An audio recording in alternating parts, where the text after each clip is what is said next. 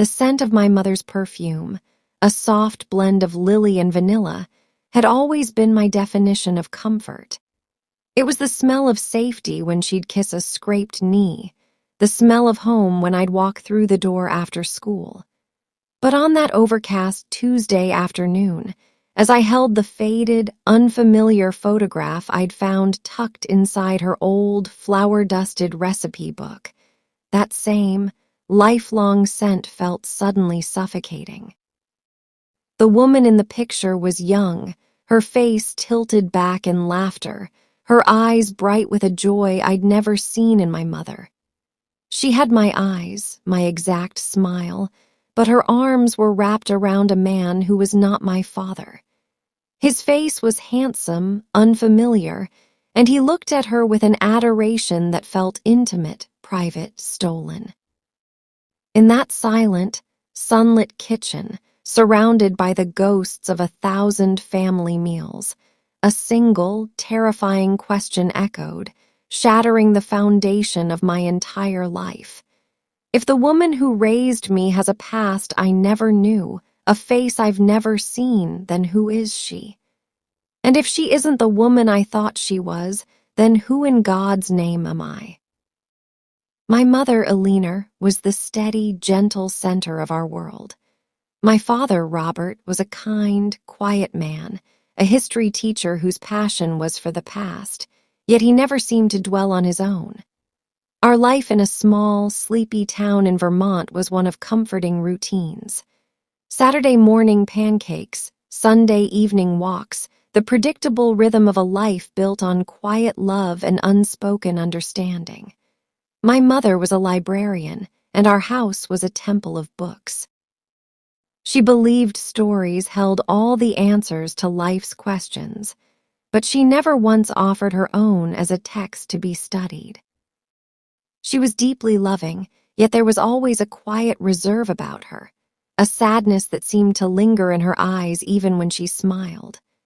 I thought it was just her nature, a gentle melancholy that some people carry.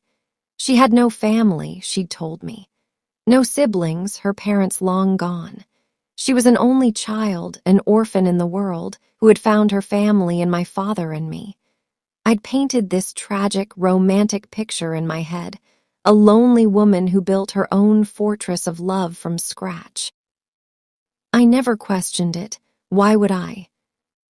There were little things, of course, tiny fissures in the story I never thought to examine. The way she'd sometimes flinch at the sound of a specific song on the oldies station, quickly changing it. The single, locked wooden chest in the back of her closet that she said held old, useless things. The fact that there were no childhood photos of her in our house, a fact she explained with a wave of her hand, and a story about a house fire that destroyed all her mementos. I accepted it all. She was my mother. Her word was the truth.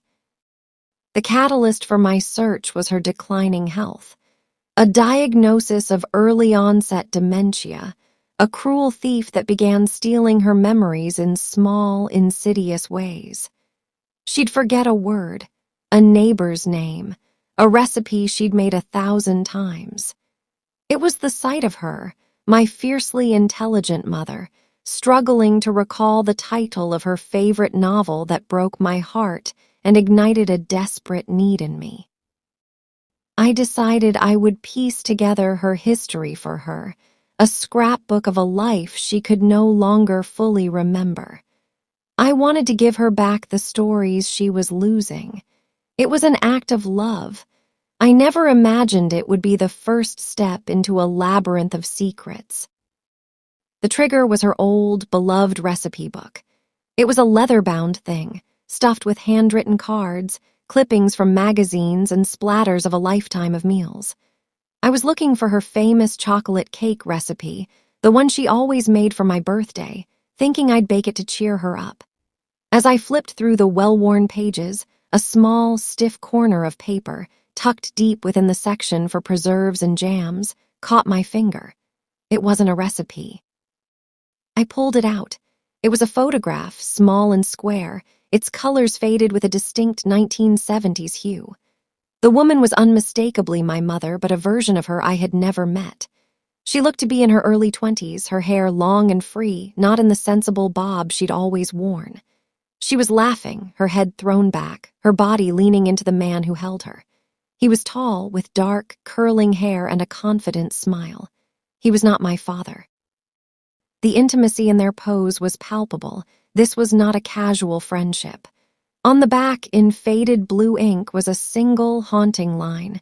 Savannah, 1978. Forever. My blood ran cold. Savannah, a city hundreds of miles away. 1978, a year before I was born. Forever. A promise that clearly had not been kept. The recipe book slipped from my hands, thudding onto the kitchen floor. The familiar scent of her perfume on the scarf she'd worn that morning, which was still draped over a chair, suddenly felt like a lie. The entire narrative of my mother's life, the orphan, the quiet librarian, the devoted wife, shattered in my hands, replaced by the image of a laughing, young woman named Alina, captured in a moment of joy with a stranger. The woman I knew had a past she had deliberately, carefully erased. I felt like a stranger in my own home, a spy in my own life. I began to look at everything with new, suspicious eyes. The locked chest in her closet now seemed less like a repository for useless things and more like a vault. I found the key taped to the underside of her jewelry box, my hands trembling with a mixture of guilt and desperate need. Inside the chest, I didn't find answers. I found more questions. There was a delicate gold locket with a picture of the same dark-haired man from the photograph. There was a stack of letters tied with a ribbon, the paper brittle with age, all addressed to an E. Lawson at a P.O. box in Savannah, Georgia. Our last name was Miller. Who was E. Lawson? Beneath it all was a birth certificate for a baby girl, born in Savannah, Georgia in 1979. The mother's name was listed as Alina Lawson. The father's name was Charles Evans. The name of the child was Grace Evans. My name is Sarah Miller. The room spun. I was an only child. My mother had told me she'd had a difficult pregnancy with me, that they'd almost lost me. Was this baby, this Grace, a sibling who had died? But why the different last names? Why the secrecy? I felt the ground give way beneath me. I wasn't just uncovering a secret romance. I was stumbling into an entirely different life, one that included a child with a different name. I started probing my father carefully during our visits. "Dad, did Mom ever talk about her life before you? About where she grew up?" He'd just shake his head, his eyes sad. "That was a painful time for her, Sarah. She didn't like to talk about it. It's best to let the past stay in the past." His protectiveness felt different now. It felt like complicity. The loneliness of my investigation was immense. I was mourning the mother I thought I knew, while simultaneously trying to unearth the stranger who had taken her place. I was adrift in a sea of lies, and the one person I would have turned to for comfort was the source of the storm. I knew I had to go to the source. Using the information from the birth certificate and the letters, I hired a private investigator. It felt dramatic, like something from a movie, but I was past pride. A week later, he called me. His voice was calm, professional. "I found a Charles Evans," he said. "He still lives in Savannah. He never married." My heart hammered against my ribs. "And the child, Grace Evans." There was a pause on the other end of the line. "I found a Grace Evans," he said. "She's a teacher living in Portland, Oregon. She was alive. I had a sister. A living, breathing sister my mother had never told me about. The investigator sent me a file. It contained a driver's license photo. The woman staring back at me was my mirror image. We had the same eyes, the same jawline, the same slight tilt to our smiles. It was like looking at a version of myself raised in a parallel universe. The power in the room shifted. This was no longer just about my mother's hidden past. It was about my present. It was about my identity. I wasn't just Sarah Miller, only child of Robert and Alina. I was also the half-sister of a woman named Grace. My mother hadn't just hidden a first marriage or a lost love. She had hidden an entire daughter. The quiet, reserved woman I had known my whole life was a fortress, and I had just discovered a hidden door to a wing I never knew existed. I didn't confront my father. I didn't rage. I sat in the profound, echoing silence of my living room and I processed. My mother was too ill to answer these devastating questions. To ask her would be cruel, and the answers would likely be lost to the fog of her disease. My father was either a saint protecting his wife or a man living a lie himself. My plan was not about confrontation. It was about understanding. It was about finding the truth for myself, for my own sanity. I needed to know who Grace was. I needed to know who Charles Evans was. My quiet countermove was to reach out. I drafted a letter to Grace Evans. It was the most difficult thing I have ever written. How do you tell a stranger that you believe you are their sister? I kept it simple, gentle. I mentioned my mother's name, Eleanor Lawson. I included my phone number and email. I sent it off with a prayer, a mix of terror and desperate hope. Simultaneously, I booked a flight to Savannah. I had to see Charles Evans for myself, even if it was just from a distance. I had to walk the streets my mother had walked to see if I could find any echo of her in the city she had fled. The confrontation happened not with a shout, but with a phone call. 2 days before my flight, my phone rang. An unknown number with a Portland area code. I answered, my voice a shaky whisper. "Hello." "Sarah," a woman's voice said. It was soft, uncertain. "This is Grace Evans. I got your letter." We talked for an hour. The story that unfolded was both heartbreaking and clarifying.